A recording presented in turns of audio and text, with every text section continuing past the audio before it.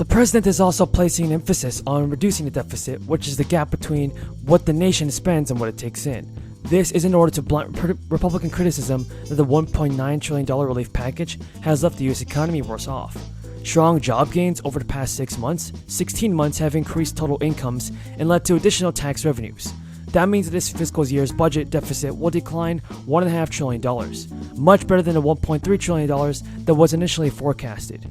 Folks, we have a ton of good news about the fourth stimulus check, Social Security benefits, SSI, and SSDI. Continue watching this video because you definitely don't want to miss out on this. President Biden is signing a new executive order, and the Biden administration has released a new announcement regarding stimulus checks. The top Democrats are pushing for the fourth stimulus package to be passed soon, so we have a ton of good news on this. Federal and state legislation to send rebates or stimulus checks directly to Americans have been introduced. Top Democrats are pushing for immediate action to be top the American people.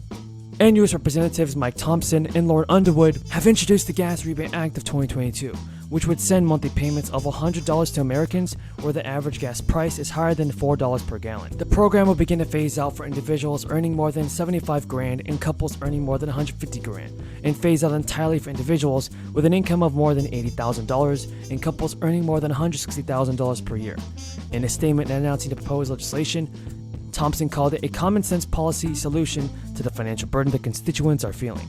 But not everyone agrees that a tax rebate limit the impact of high gas prices on the economy.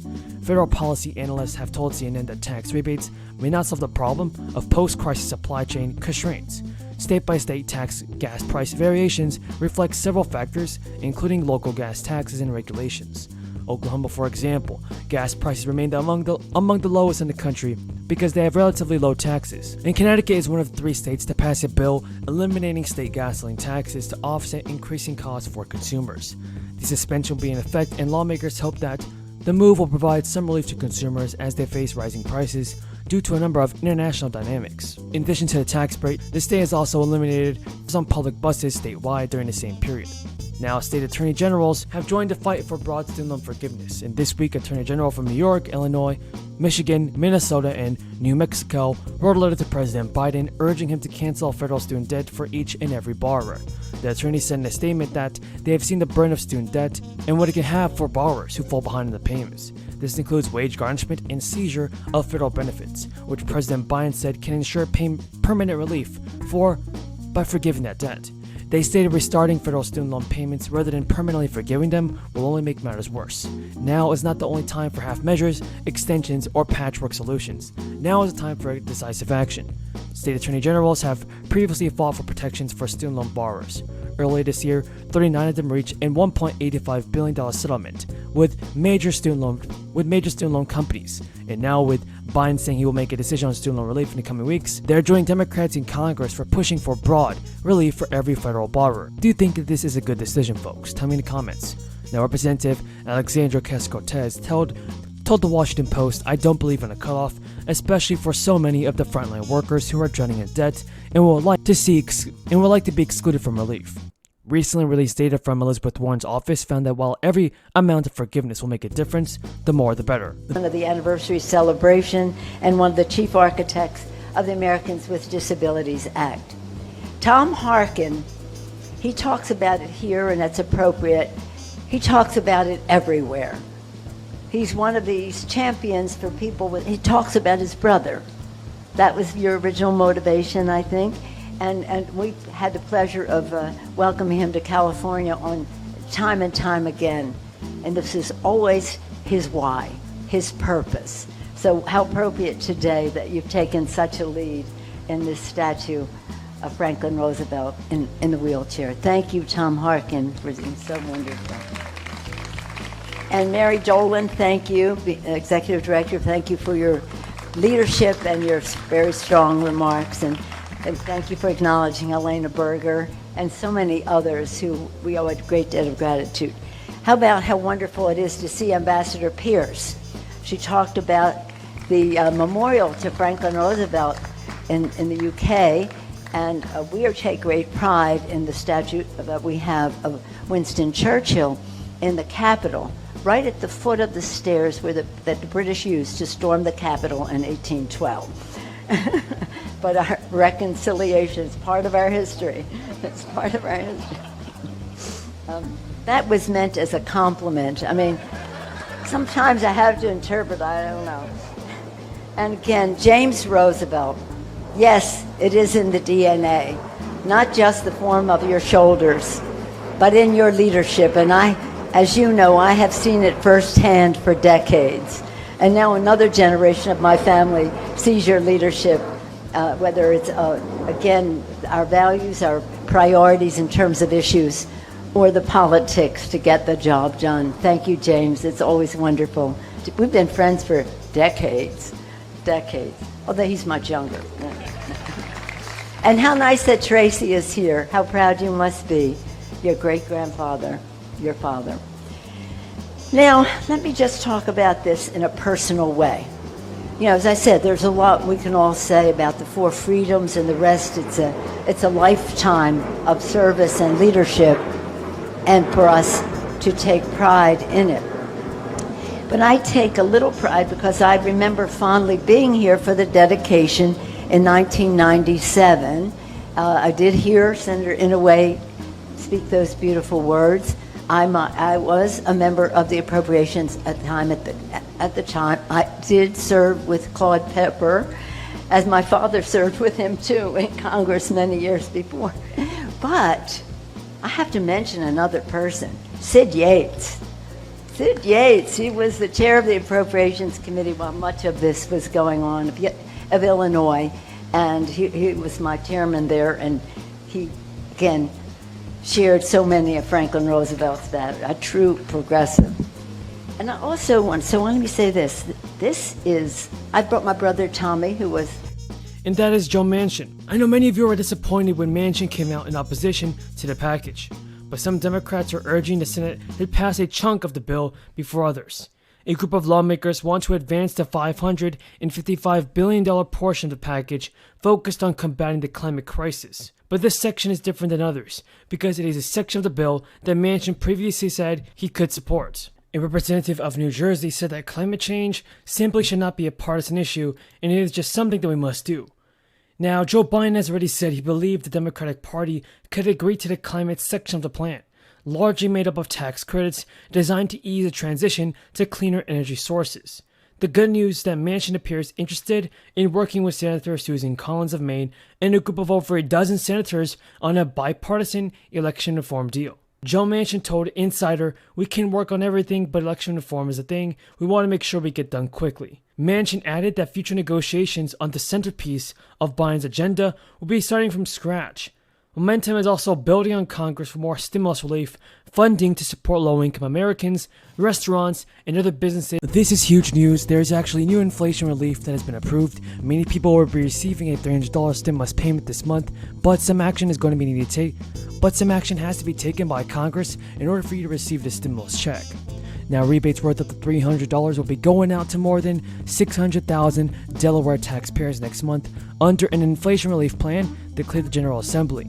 The rebate, which lawmakers approved after first weighing whether to institute a gas tax holiday, will be in the form of actual stimulus checks mailed to people who filed a tax return in 2021 for the previous year's earnings. The cost is around $186 million to the state, which currently has a surplus of about $1 billion for the fiscal year that ends June 30th. In addition to the rebate for taxpayers, the state will also send around $300 checks to some 168,000 adult residents who did not file a return last year. The state hopes to identify those recipients through public records like driver's license. Now, checks for those recipients will be going out after July 1st, once lawmakers appropriate the $50 million cost in the state budget, which usually approved at the end of June. The state has a detailed timeline of when checks will be mailed, and the governor signed the bill just minutes after the Senate passed it. Delaware Governor told reporters, "My hope is that these direct payments will provide some measure of relief for Delaware families who are dealing with higher costs at the grocery store and at the gas pump. These direct payments to Delaware families are part of a broader responsible budget proposal." Now, CNN released a poll this week that shows the president repeated efforts to highlight undeniably strong aspects of the economy's post-crisis rebound and to offset blame for its bad spots are not working. The main culprit is inflation, a force the White House initially underestimated and has failed to tame. It has been decades since Americans experienced this cycle of spiraling costs for basic goods and services. That shock is twinned with rising gasoline prices that also hurt family budgets across the country. The result is a looming political disaster for Democrats, with voters in a disgruntled mood ahead of midterm elections that were already historically thought tough for a first-term president. Federal Chairman Jerome Powell said during a news conference, "I'd like to take this opportunity to speak directly to the American people. Inflation is much too high, and we understand the hardship it's causing. We're moving expeditiously to bring it down," he says. The Federal Reserve this week says that it's raising interest rates by 0.5 percentage point to get a handle on the worst inflation that Americans have seen in the past 40 years. It's the first time in 22 years that a central bank has hiked rates this much. The decision was unanimous, with all 12 members of the Policy Setting Federal Open Market Committee agreeing on it.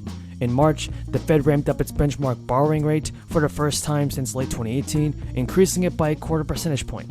The rate increase will make new home and car loans and payments on credit card balances more expensive, but in the process, it could cool the housing market and making it easier to buy a home and taking the heat out of rising prices. King Abdullah to the United States Capitol. Last time we were together here was July 2021, and at that time we went forth with the 2021 Defense Cooperation Agreement about fighting ISIS, about stability and security in the region. I've worked with His Majesty and his family for decades. We have always in Congress had the benefit of his wisdom, his knowledge, and his judgment of the region. So we thank, again, my last visit was 2019, pre-COVID, and we saw then the hospitality that Jordan was extending to the Syrian refugees. Very grateful, especially to the children, Your Majesty.